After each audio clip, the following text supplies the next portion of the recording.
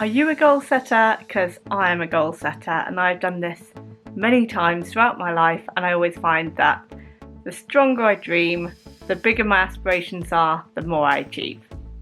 So what better video to do than to set some goals together, share my goals, my dreams, my aspirations, my vision for 2024 and talk you through how you can create yours too.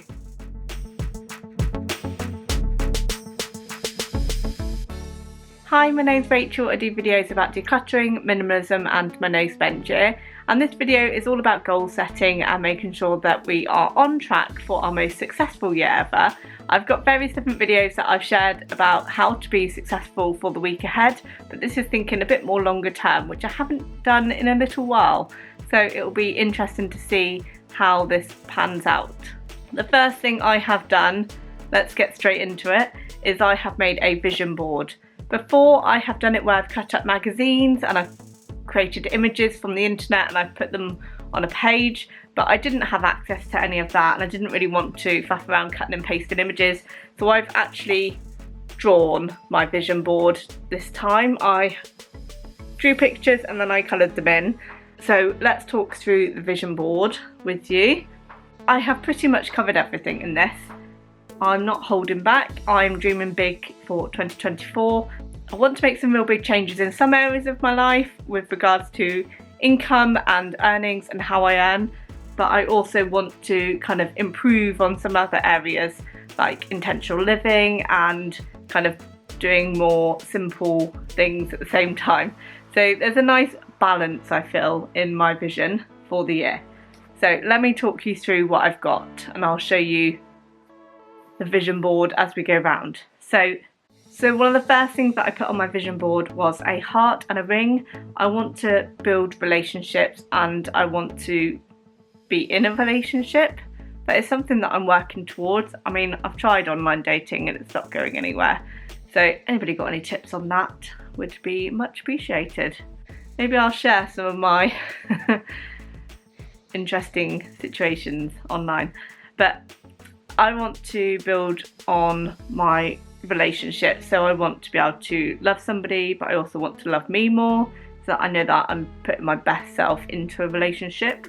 I now understand the meaning of needing to know yourself before you can get to know somebody else, and within that I would look to move into a house or buy a house. I'm not really sure what the house represents, but maybe the house is representing feeling comfortable in my own home or being in a home that suits me.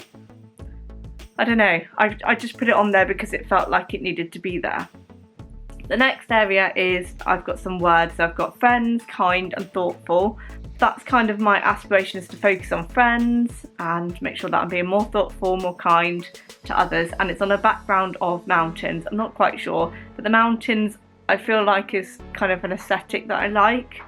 I like a good view, so I think that's kind of more to do with the travel, and I've weaved in the wording to go with that. So next to that is travelling around the world. I've got the airplane and the clouds and the sunglasses. And I've already booked 2 holidays, so that's already underway. I've also got a golf green because I have got some golf events coming up and they're quite important to me. It's about spending time with family there. I've then got some books stacked up. I have got a huge pile of books to read. My to be read pile is extensive. I'll show you that in just a second. It needs to be worked through, and this year I'd wanted to read more and that didn't happen. So maybe this next year I will read more. So my plan is to start small. So we'll go into some more details about this. But my plan to be able to read more is to start small and just to read a couple of pages every day. If I can read more, great, but if I don't and I only read a page or 2, then that's okay. At least I have chipped away at the target of reading more, whereas before I was not reading at all. So I'm going to make sure that my bedtime is earlier, so I've accounted for reading time and it's kind of scheduled in a little bit more purposefully within my routine. I have also got a picture of my book, the Little Acts of Decluttering book. I've sold so far 84, I think I checked last, or 85. My goal this year was to sell 100, so I've done well to get to almost 100. So yeah, I want to keep making progress with my book and see if I can sell. I also want to have a look at writing a fiction book, so I need to map out how I'm going to do that. I've got a concept, I just need to start thinking through the plan of the book. I also have some social media targets. I would like to get to 100,000 on YouTube, and I know I'm only just getting very close to 5,000, so I'm well aware that that is quite a target, but unless you dream big, you don't work towards it. So I'm going to go big this year, and I'm going to really focus in on how I can improve my editing, improve my presentation skills so that I am more interesting for you guys. I also want to get to 100,000 on TikTok. That's a very slow grower for me, but it is what it is. And Instagram, I want to go to 50,000. I'm at 11 at the minute, so that's good. Another target I've got is to save. I would like by the end of the year to have a pot of money that I have saved. I want to be in a good financial position by the end of the year, so it's save, save, save, and I'll share with you how I'm working towards that in a minute. I've also got about 365 days and make an everyday count, which I'm definitely doing more of, and I've got so much planned. I've got so much planned spread across the year that I feel like there's always something to look forward to, and I'll be appreciating all the little things in between. And also I've got music and music events. I've got lots of events coming up I'm going to, and I also want to try and get tickets to Taylor Swift. Fingers crossed, if the gods are with me. And also I want to be more intentional and simple with my everyday life. So you might see more videos about intentional, simple living, because that is the goal. I think minimalism has worked well for me. It's simplified things, it's made it easier to manage, and it's generally calmer and happier for me. I feel like I'm in more control of what's going on around me, and it works. And also in the middle I have got some paw prints because I would like to get a dog, but that is something that's probably near the end of the year if I have to bear in mind that I'm travelling lots as well, so I can't do that with a dog. So let's go through some of my goals and how I'm going to work towards them. So some of my savings goals, I've already got some things to help me. I already do my Go Girl budget planner, which I've now switched for 2024 is going to be this one. So it's exactly the same inside, it's just wire bound, which makes it easier to look at the pages. So I track everything that I'm spending, but obviously I'm doing a no spend challenge. So my idea is that I don't spend any money at all, and I keep receipts for everything that I do purchase. And to help me with my no spend challenge, I'm going to start cash stuffing, which is where you have envelopes for different things and you put money in there. So the idea is that I would have one for food, I'm going to have one for entertainment, one for clothing, one for gifts, and I put money in there either each week or each month, and that's when I will use the cash to buy the thing, and then whatever's left is then saved and collected. I'm just going to put my food sticker on the next one. So the plan is I will put money in each week or month, and then whatever's left is going to go into my other savings challenge, which is my 100 envelope savings challenge. So anything left over is going to fill up these envelopes. So I've made a start. I filled in some, I think you can see some of the pink there. So what I do is with the money I fill up the envelope, so there's the numbers 1 to 100 and each number represents the number of pounds. So I think once I've got some of the lower numbers, I'll club them together and then put them at the back. So maybe once a month I'll empty out what I've saved and see if I can fill some of the bigger numbers. And what I might do is if I don't have the loose change, I will just round up, and then it'll be a nice surprise as to how much I save in the end. If I save exactly the numbers 1 to 100, it's £5,050. But if I've rounded up in areas, then potentially there will be more than that. So obviously I've only done some of the smaller ones, but I think it's a nice way of saving some money. So all my leftover money, although I could collect it up and open it at the end of the year, I feel like this feeds in to this one much better. So this will be my go-to way of saving. If I still have more money, I have bought myself a savings challenge book. I just got this one off Amazon. I mean, to be honest, there's some that I might change. I could come up with a better version myself, if I'm honest.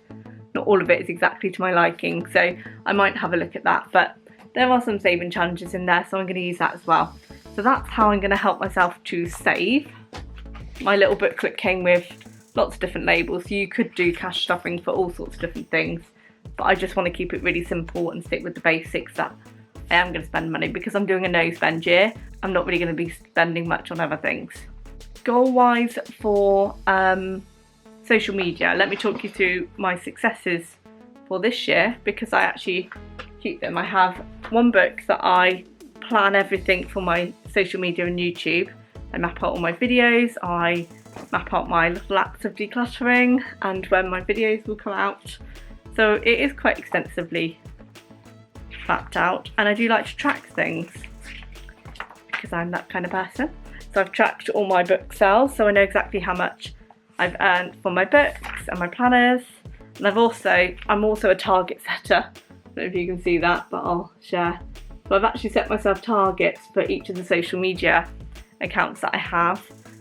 So I set a target for the month, and then I review at the beginning of the next month whether or not I've met the target. So I think my end of year targets for YouTube were that I had 2,000 subscribers and that I was monetized, and I'm almost at 5,000 now, and I got monetized in August. TikTok, my plan was to get to 20k. I've not quite got there. I'm at 15.7, I think.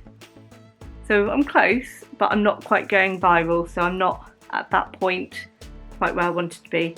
Instagram wise, I wanted to be at 10k and being monetized. I'm not quite familiar with how to work out how to be monetized on Instagram, but I have access to it, but I don't earn anything from ads or anything. But I have reached over 10k, so I've reached that goal. I reached that at the beginning of December. I'm now on about 11, so that's good. And Facebook, I wanted to get to 10k, but that growth was very small. I'm only at 3.5, and I'm not, well, I have got some viral videos, if you count viral as being like 13,000. So I am getting there, and I also track my milestones, so that's quite important to me. So obviously I've got trackers in a new one. So this is my new yearly planner. It's a bullet journal, so it's got lots of pages. So again, in my new planner, it gives me a monthly overview. I've mapped out all the little acts of decluttering for the whole year. So that's all done, and now I need to start mapping out my videos each month. So my new goal for the end of each year, I've started looking at my goals. I've put them down here, end of year targets. So YouTube, I want to be earning at least £100 a month. This month already, for December, you guys have watched so many hours that I've actually got to £100 this month. I know that's not going to last, and it's not going to be every month, but it's nice to be in a position where I have started achieving that already. I want to write a book. I want to film and sell my online course for decluttering. I want to get some decluttering clients, and I want to save money is my goals. My specific social media goals are that I want to get to, well, I've said 10k there, but I want to get to 100. Where's the pencil? YouTube, I want to get to 100k, same as TikTok, and then Instagram I want to get to 50k and 10k on Facebook. So I have got some goals to work towards. So let me talk you through kind of how I then map out my goals. If you're enjoying this video so far, don't forget to give it a thumbs up and subscribe down below and press the bell for a notification so that you know when I put up a new video each time. So the first thing I do is create my vision boards. That is my first step. Think of all the things that are kind of what I want to work towards, and I put them down so I've got it documented. Then I start picking out the different areas, and then I think about what small achievable goals I can write from that. So if I'm thinking about writing a book, then my goal isn't just going to be to write a book, it's going to be writing weekly or daily for 10 to 15 minutes. It could be as little as that. It's about having small manageable goals that are working towards a bigger goal. So that would be one of my goals. I also need to understand my barriers to that. So I got to appreciate that I might not be able to do it every day, but I could do it maybe 3 or 4 days, because I only work 3 days a week, so I have 4 days off. So it could be that I do 4 days a week of 15 minutes a day. that's an achievable goal because that's in time that I've got available. I then need to set small achievable actions to be able to reach that goal. So it could be that I set a daily timer to remind me to do that action so that I am able to get started and know that it's scheduled into my day. I could also use some of that 15 minutes of writing time to map out some of the story or bullet point ideas to keep working towards the bigger picture, the bigger finished product. Another thing that's worth thinking about with goals is about viewing it from a different perspective. Do you have anybody that can look at your goal and think about your goal from a different point of view? So it might be that you think about, well, if I was an outsider looking in, how would you advise somebody else to do this goal? What would you suggest to them? What avenues do they need to go down to research? What avenues do they need to do to be progressing towards that thing? And then you want to think about building daily habits that are working towards those goals. So like I said, doing 10 to 15 minutes a day of writing is going to be something that's an embedded habit that gets you going. If it's like your goal is to read daily, my goal isn't necessarily to read a chapter a day, it's to read a page a day, and that's a small little habit that builds a bigger change. So the easier it gets to read that 1 page a day, the more likely you are to read more than 1 page a day because you've made actions towards that, you've allocated time towards it, and you've also set the bar really low so that you are overachieving each time. And be prepared to review and amend your goals as you go through the year.